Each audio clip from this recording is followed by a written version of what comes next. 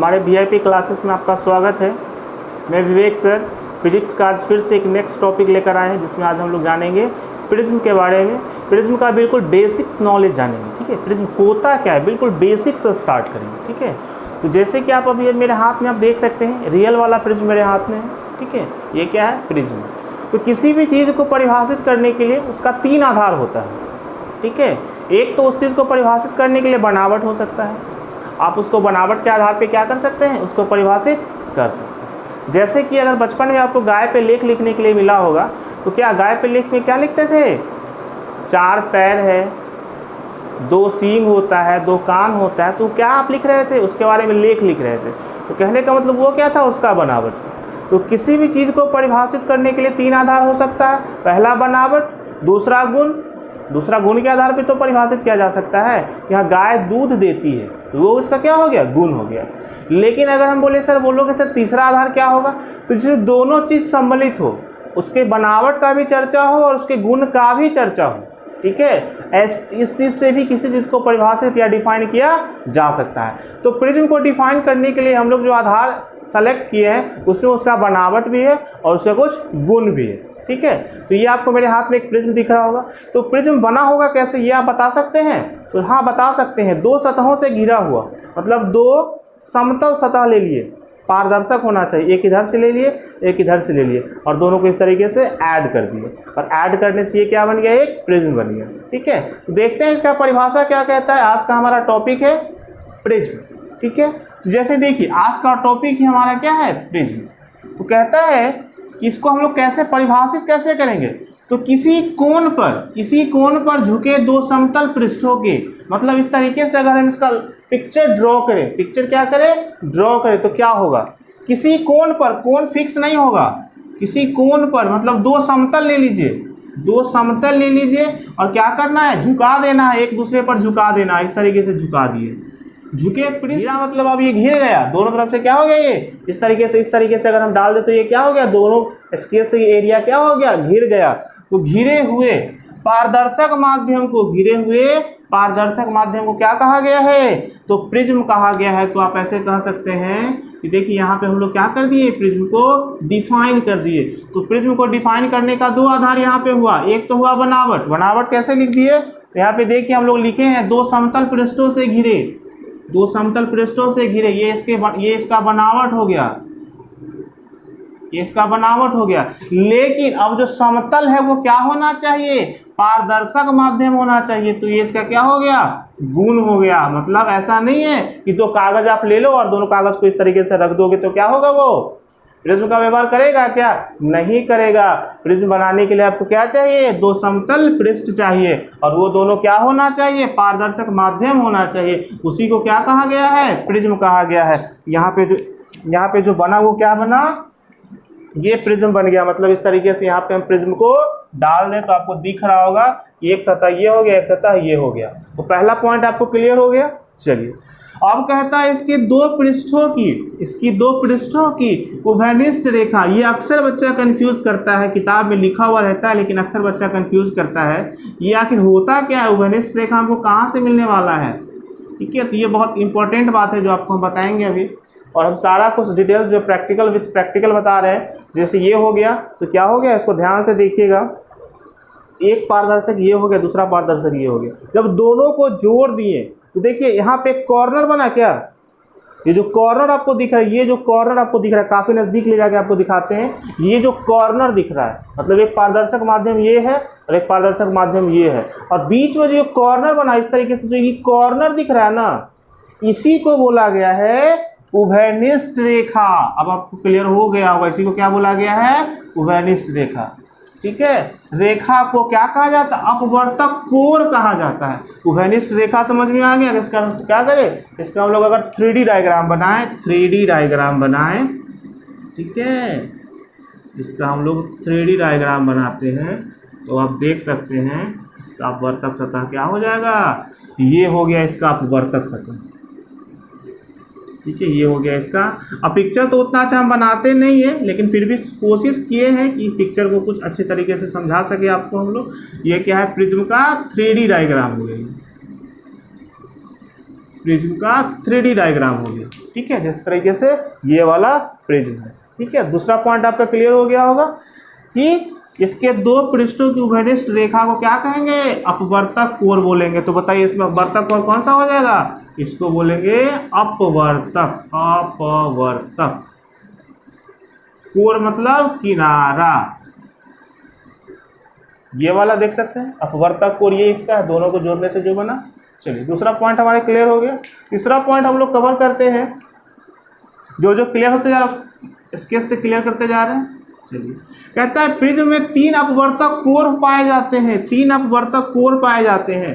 तो यहाँ पे देखिए अपवर्तक कोण का मतलब क्या होगा, यहाँ पे कोना से मतलब है। इस तरीके से अगर इसको आप देख रहे हैं, ये आपको दिख रहा होगा अगर अच्छे से, तो ये एक अपवर्तक कोण ये हो गया, और एक ये हो गया, और एक ये हो गया। तो कितना हो गया, अपवर्तक कोण ये हो गया, अपवर्तक कोण हमारा ये क्या हो गया, एक ये हो गया, दूसरा क्या हो गया, ये हो गया, तीसरा क्या हो गया, ये हो गया।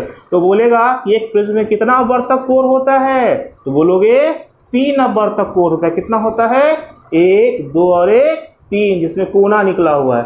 कितना अपवर्तक कोण है, 3 है। ठीक है, तो एक चीज क्लियर हो गया आपको। चलिए अब कहता है एक चीज और ध्यान देंगे, नेक्स्ट पॉइंट हमारा है प्रिज्म के जिस तल से अपवर्तन होता है, मतलब प्रकाश जिस पे पड़ता है, तो इससे प्रकाश किस पे पड़ेगा, इस पे पड़ेगा ना, मतलब आएगा तो प्रकाश इस पे पड़ेगा ना। तो जब प्रकाश इस पे पड़ा तो ये हो गया अपवर्तक तल, एक हो गया ये अपवर्तक तल हो गया। ठीक है, तो अपवर्तन होता है वह अपवर्तक तल कहलाता है, मतलब रिफ्रैक्टिव सरफेस कहलाता है। इस तरीके से कह सकते हैं कि जो 3D डायग्राम है, अब इसको हम 2D कर देते हैं ताकि आपको समझाने में हमें ज़्यादा सहूलियत हो। ठीक है, तो 3D को 2D बनाने के लिए क्या करना पड़ेगा, जैसे कुछ पॉइंट्स को मिटा देंगे तो फिर कौन सा डायग्राम बन जाएगा ये। चलिए, ये क्यों बनाए थे, अपवर्तक कोण को समझाने के लिए।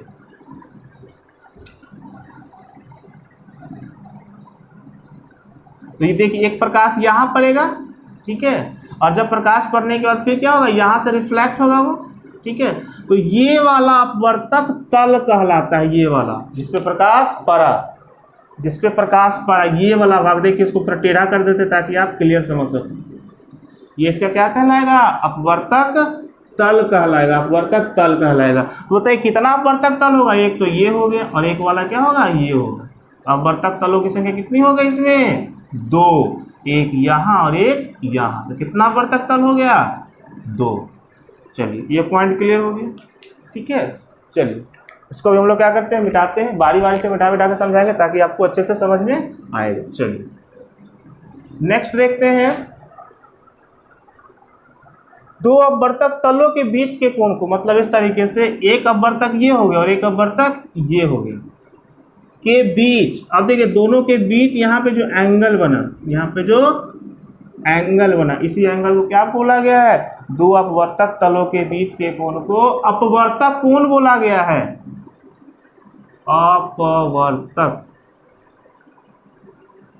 अपवर्तक कोण बोला गया, इंग्लिश में रिफ्रैक्टिव एंगल बोला गया है। ठीक है, ये ऑलवेज किससे दिखाया जाता है, ए से। जैसे इसको हम लोग एक और कोण बोलते हैं, प्रिज्म कोण भी बोलते हैं इसको हम लोग प्रिज्म कोण के नाम से भी जानते हैं, प्रिज्म कोण के नाम से भी इसको हम लोग जानते हैं। तो वो लोग सर फोटो में एक बार दिखा दीजिए ना, क्लियर हो जाएगा। चलिए प्रैक्टिकल करके आपको दिखाते हैं। जैसे आपको ये दिख रहा है, ये दिख रहा है, तो ये वाला भाग देखिए, यहाँ से यहाँ लाइन ड्रॉ कर दीजिए इस तरीके से, ये जो लाइन यहाँ से यहाँ ड्रॉ कर दीजिए। ठीक है, इसी को बोलते हैं प्रिज्म कोण। बड़ा होगा तो क्या बनेगा, इसका प्रिज्म कोण बड़ा होगा। तो प्रिज्म के साइज पे निर्भर करता है प्रिज्म कोण, तो यही वाला क्या है, प्रिज्म कोण है। ठीक है, अगर ये आपको समबाहु की तरह दिख रहा है तो आप कह सकते हैं कि प्रिज्म कोण कितने डिग्री का होगा, समबाहु, मतलब तीनों भुजा जिसका बराबर हो। जब तीनों भुजा बराबर हो उसका तीनों कोण बराबर होता है। मतलब यहाँ पे अगर आपसे पूछा जाए तो बोलोगे सर अगर ये समबाहु त्रिभुज है तो इसका प्रिज्म कोण जो होगा वो कितना डिग्री का होगा, 60 डिग्री का होगा। कितना डिग्री का होगा, 60 डिग्री का होगा। समझ में आ गया कि प्रिज्म कोण किसको बोलते हैं। चलिए वेरी गुड। तो एक और टॉपिक हमारा क्या हो गया, पिक्चर में क्लियर हो गया। कौन सा टॉपिक क्लियर हो गया, ये वाला पॉइंट क्लियर हो गया। अब क्या कहता है देखिए यहाँ पे, इसको फिर से मिटाते हैं और नेक्स्ट पॉइंट को फिर से समझते हैं। जब तक आप समझोगे नहीं तब तक हम समझाने से हटेंगे नहीं। अपवर्तक कोण के सामने वाला मतलब अब फिर से हमको 3D डायग्राम बनाना पड़ेगा, ठीक है। चलिए 3D डायग्राम बनाते हैं। 3D डायग्राम बना लिए। चलिए 3D डायग्राम हमारा क्या हो गया, बन गया, ठीक है। पिक्चर तो खास नहीं बनाते हैं, लेकिन चलिए कोई बात नहीं है, काम से मतलब है, ठीक है। तो अब क्या कहता है कि ये जो सतह आपको दिख रहा है इसी को ना बोले थे अपवर्तक। देखिए यहाँ पे कहीं पे लिखा हुआ होगा अपवर्तक कोण, अपवर्तक। अपवर्तक कोण के सामने वाला मतलब ये वाला, ये जो दिख रहा है आपको, ये जो दिख रहा है, ये जो पॉइंट आपको दिख रहा है, इसी को क्या बोला गया, आधार बोला गया है। पृष्ठ का आधार बोला गया है, ठीक है। तो एक प्रिज्म का हम लोग ऑलवेज और सारा डिटेल्स हम लोग क्या कर लिए, जान लिए। और एक बात और आपको हम बताना चाहेंगे, आपको जो 10th में या 12th में ये क्वेश्चन अक्सर पूछा जाता है कि एक प्रिज्म कितने सतहों से घिरा होता है, एक प्रिज्म कितने सतहों से घिरा होता है। तो इस चीज़ को समझाने के लिए हम क्या करेंगे, दो किताब का सहारा लेंगे और उसके थ्रू आपसे हम पूछना चाहते हैं, हम बताएंगे इसका जवाब नहीं, आप हमको कमेंट बॉक्स में बताना कि बताओ ये एक सतह हो गया और ये एक सतह हो गया। मान लेते हैं कि दोनों पारदर्शक सतह है, दोनों को अगर इस तरीके से हम जोड़ दें, दोनों को इस तरीके से अगर हम जोड़ दें, तो अब बोलिए इस घर को बंद करने के लिए, कंप्लीट बंद करने के लिए कितना पृष्ठ और चाहिए। तो एक पृष्ठ आगे से चाहिए, एक पृष्ठ इधर से मेरे तरफ से चाहिए, एक पृष्ठ नीचे से चाहिए। तो 3 पृष्ठ और लगा दे तो ये क्या हो जाएगा, कंप्लीट बंद हो जाएगा। तो आपसे पूछेगा कि बताओ इस तरीके का प्रिज्म बनाने के लिए कितना पृष्ठ का जरूरत पड़ेगा। तो 2 तो है और 3 और लगेगा, कितना हो जाएगा टोटल 5। कितना हो जाएगा 5। इस तरीके से ये पृष्ठ जो है, ये प्रिज्म जो है कितने सतहों से घिरा होता है, 1 2 3 4 और 1 5। तो एक प्रिज्म कितने सतहों से घिरा होता है, 5 सतहों से घिरा होता है। अगर समझ गए होंगे तो कमेंट बॉक्स में जरूर 5 लिखेंगे। प्रिज्म कितने सतहों से घिरा होता है, एकदम याद कर लीजिए, बार बार ये एग्जाम में आता है, प्रिज्म कितने सतहों से घिरा होता है। क्वेश्चन बैंक का उलट के देखिएगा, आपको पता चल जाएगा। प्रिज्म का बनावट से रिलेटेड ये क्वेश्चन है। तो प्रिज्म कितने सतहों से घिरा है, 1 2 3 4 5 सतहों से घिरा हुआ। इसको आप दिलो दिमाग में उतार लेंगे। तो इस तरीके से प्रिज्म का ये बेसिक टॉपिक था, ठीक है। तो उम्मीद है कि आपको प्रिज्म पूरा समझ में, अच्छे तरीके से प्रिज्म के बारे में समझ में आ गया होगा। अब हम लोग एक छोटा सा प्रिज्म का रे डायग्राम भी समझेंगे। तो चलिए वीडियो को पॉज करके पहले आप इसको अच्छे से नोट कर लीजिए, फिर हम लोग देखते हैं नेक्स्ट टॉपिक। तो हम लोग जो अभी देखने वाले हैं वो क्या देखने वाले हैं, प्रिज्म का रे डायग्राम, ठीक है। प्रिज्म का रे डायग्राम हम लोग देखने वाले हैं, डायग्राम। तो प्रिज्म का रे डायग्राम समझने के लिए एकदम बारी बारी से समझाएंगे, आपको एक एक पॉइंट समझाएंगे, इसलिए एक सेकंड भी दिमाग को इधर उधर मत करना, बिल्कुल समझना। पिक्चर समझा रहे हैं आपको। सबसे पहले आपको क्या करना है, तो प्रिज्म का डेफिनेशन ही कहता है 2 सतहों से घिरे पारदर्शक माध्यम को। तो पहले हम क्या कर दिए, इसको 2 सतहों से घेर दिए, ठीक है। चलिए अब कहता है 2 सतह हो गए, ठीक है। तो अब क्या करेंगे, अब करेंगे कि जैसे ये प्रिज्म है आपके पास, तो ये प्रिज्म बन गया ये, ठीक है। अब प्रिज्म को हम लोग क्या करेंगे, रे भेजना है हमको। क्या भेजना है, रे मतलब किरण प्रकाश भेजना है, ठीक है। तो चलिए एक हम लोग क्या करते हैं, रे भेजते हैं, ठीक है। तो रे भेजेंगे, तो भेजने से पहले भी हमको कुछ बेसिक नॉलेज होना चाहिए। क्या बेसिक नॉलेज होना चाहिए, तो बताइए। ये क्या है, कांच है, ये क्या है, कांच, ठीक है। और ये क्या है, वायु है, ये क्या है, वायु है। वायु मीन्स एयर, मतलब स्पेलिंग होता है, मीन्स नहीं। कांच मतलब ग्लास। तो आपको एक चीज समझ में आ गया होगा कि ये कौन सा माध्यम हो गया, ये विरल माध्यम हो गया, विरल माध्यम हो गया। और ये कौन सा हो गया, ये कौन सा हो गया, सघन माध्यम।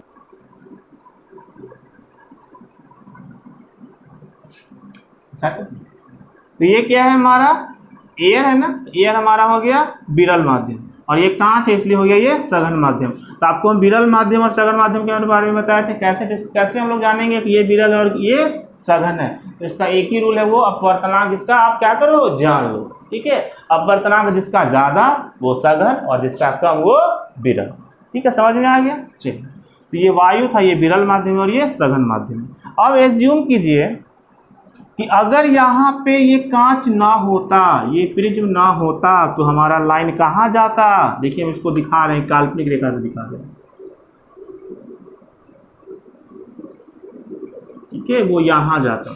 ठीक है, लेकिन क्या हुआ, हम लोग पढ़े हैं अपवर्तन कौन पढ़े थे, क्या पढ़े थे कि जब हम लोग वायु से पानी में प्रकाश डालते हैं, अर्थात पानी में रखा हुआ पेंसिल हमको टेढ़ा दिखाई देता है, पानी में रखा हुआ पेंसिल हमको टेढ़ा दिखाई देता है। क्यों टेढ़ा दिखाई देता है, प्रकाश के अपवर्तन के कारण। और प्रकाश के अपवर्तन का परिभाषा क्या पढ़े थे, जब विरल से सघन में जाता है तो वो अभिलंब की ओर मुड़ जाता है और सघन से विरल में जाने पर अभिलंब से दूर हट जाता है। तो यहाँ देखिए ये क्या है, विरल से कहाँ गया, ये सघन में गया, तो क्या होगा, अभिलंब के पास आएगा। तो पहले हम लोग क्या कर लेते हैं, एक अभिलंब लाइन ड्रॉ कर लेते हैं। ये इसका अभिलंब हो गया, इसको हम लोग नॉर्मल लाइन बोलते हैं, एन-O-1 बोलते हैं। तो चलिए अब क्या कहता है, कहाँ आ जाएगा, ये अभिलंब के पास आना चाहेगा ये। ठीक है, तो अभिलंब का पास आना चाहेगा मतलब क्या हुआ कि अब ये इस तरीके से मुड़ जाएगा, ये इस तरीके से मुड़ गया। ठीक है, अब फिर ये लाइन यहाँ से लाइट निकलना चाहेगा यहाँ से। तो अब देखिए फिर इसका हम लोग नॉर्मल लाइन खींचते हैं। ठीक है, फिर इसका नॉर्मल लाइन खींचते हैं, यहाँ से खींचते हैं।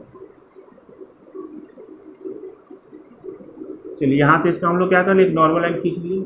तो अब क्या कहता है, अब सघन से विरल में जा रहा है, मतलब कांच से वायु में जा रहा है, कांच से वायु में जा रहा है, तो क्या करेगा, अभिलंब से दूर हटेगा। मतलब अभिलंब ये है और अभिलंब से क्या करेगा, ये दूर हटेगा। इसकी स्थिति में क्या हो जाएगा, तो प्रकाश इस तरीके से क्या कर जाएगा, निकल जाएगा। तो प्रिज्म का ऐसा होता भी है। आपको बगल में एक तस्वीर दिख रहा होगा, उस तस्वीर में क्या दिख रहा है, एक लाइट तो गया है लेकिन जो निकला है वो क्या निकला है, तिरछा होके निकला है। तो तिरछा होके क्यों निकला, उसका रीजन आपको हम बता दिए। विरल से सघन में जाने पर वो क्या हुआ, अभिलंब के पास आया, और जैसे सघन से विरल गया अभिलंब से दूर हट गया, इसलिए क्या हो गया इसका, ये इसका निर्गत किरण हो गया। क्या हो गया, इसका निर्गत किरण हो गया।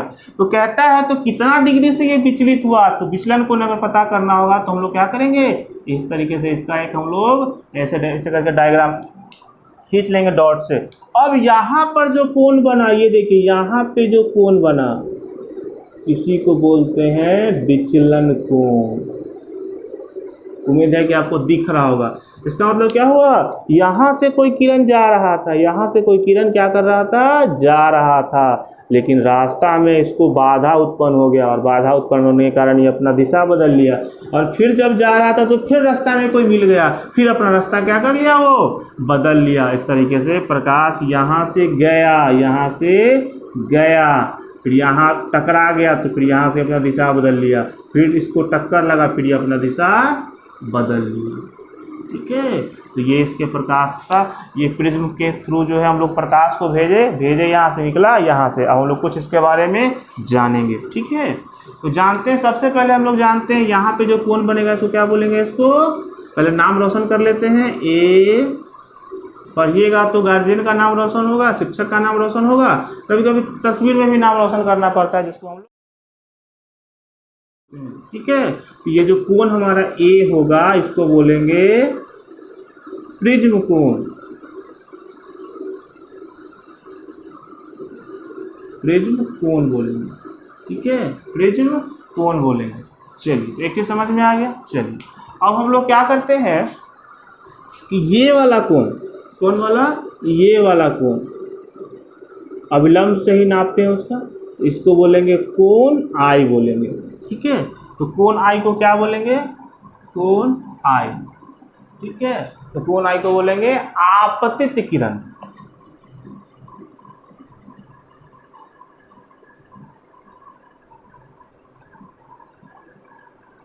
आपतित किरण। ठीक है, गया। ठीक है, अब क्या कहता है, आपतित किरण तो हो गया। चलिए यहाँ से हम लोग को नहीं पता है, यहाँ से तो डाइवर्ज हुआ है, जब तो मुड़ गया तो इसको हम लोग मान लेते हैं R1, इसको मान लेते हैं R2। ठीक है, लेकिन ये तो आपको पता होगा, इसको क्या बोलेंगे, निर्गत। क्या बोलेंगे इसको, निर्गत किरण। इसको हम लोग क्या कर लेते हैं, ई मान लेते हैं। ठीक है, तो कोण ई बराबर, ठीक है, सॉरी आपतित कोण होगा ना, सॉरी इसको ठीक कर देते हैं, मिस्टेक हो गया है, आपतित कोण, आपतित कोण, ये क्या हो जाएगा, निर्गत कोण, निर्गत कोण। ठीक है, अब उसका नाम रोशन करते हैं यहाँ पे छोटा सा, इसको रख देते हैं P Q R S। ठीक है, कोई ना कोई तो कोई पॉइंट होगा ही। चलिए, अब अगर यहाँ पे हम ये बताना चाहें, एक पॉइंट तो हमारा ये हो गया, एक पॉइंट हमारा ये हो गया, एक पॉइंट हमारा ये हो गया। चलिए, एक पॉइंट और हम लोग जानते हैं। अब देखिए P से Q गया तो इसको बोलेंगे आपतित किरण, मतलब P Q बराबर अगर आपसे कोई पूछेगा तो बोलोगे आपतित किरण। क्या बोलोगे, आपतित, आपतित किरण, आपतित किरण। चलिए, समझ में आ रहा है, वेरी गुड। चलिए नेक्स्ट और बचता है, बताइए। क्या देखिए, Q से R गया, Q से R गया, Q से R गया, अपवर्तित, उसकी दिशा में परिवर्तन हो गया ना, दिशा में जब परिवर्तन हो जाए तो बोलते हैं अपवर्तित किरण, अपवर्तित, अपवर्तित किरण। ठीक है, चलिए एक पॉइंट और है जिसको हम लोग ऊपर लिख देते हैं। ठीक है, अब देखिए इसको क्या बोलेंगे, निर्गत किरण। तो निर्गत किरण का नाम क्या हो जाएगा, RS। इसको बोलेंगे निर्गत किरण। निर्गत मतलब निकलना, निर्गत किरण। ठीक है, एक चीज और बच गया जो सबसे ज्यादा इंपॉर्टेंट है, जिसका पूरे 12th में सबसे ज्यादा यूज है, वो है विचलन कोण। कितने डिग्री से वो विचलित हुआ, जाना था कहीं और, चले गए कहीं और, मतलब जाना था इंडिया, आप ऐसे समझ सकते हैं चले गए पाकिस्तान। ठीक है, यहाँ से हमको पता करना है विचलन कोण, तो यहाँ पे इसको बोलते हैं विचलन कोण। विचलन, कितना डिग्री से विचलित हुआ। मम्मी बोली बेटा जाओ पढ़ लो कोचिंग, आपको रास्ता ही मिल गया दोस्त, नालायक दोस्त, तो बोला चलो ना तनी खेल लेते हैं। आगे गए तो उससे भी नालायक दोस्त मिल गया, बोले चलो ना पिक्चर देखते हैं। ठीक है, तो क्या हो गया, आ गए, जाना था कहीं और, चले गए कहीं और, तो बीच में कै गो नालायक दोस्त मिला, 2 गो। इसका मतलब हो गया कि प्रिज्म के अंदर अपवर्तन कितना बार होता है, तो 2 बार होता है। एक बार प्रथम अपवर्तक सतह के, अपवर्तक सतह से, फिर दूसरा दूसरे अपवर्तक सतह से होता है। तो आपसे ये पूछेगा विचलन कोण का मान पूछेगा, तो अभी हम लोग केवल विचलन कोण जाने, इसको बोलते हैं डेल्टा। ठीक है, तो आज का क्लास प्रिज्म का कुछ बेसिक क्लास था जो आपको समझ में आया होगा।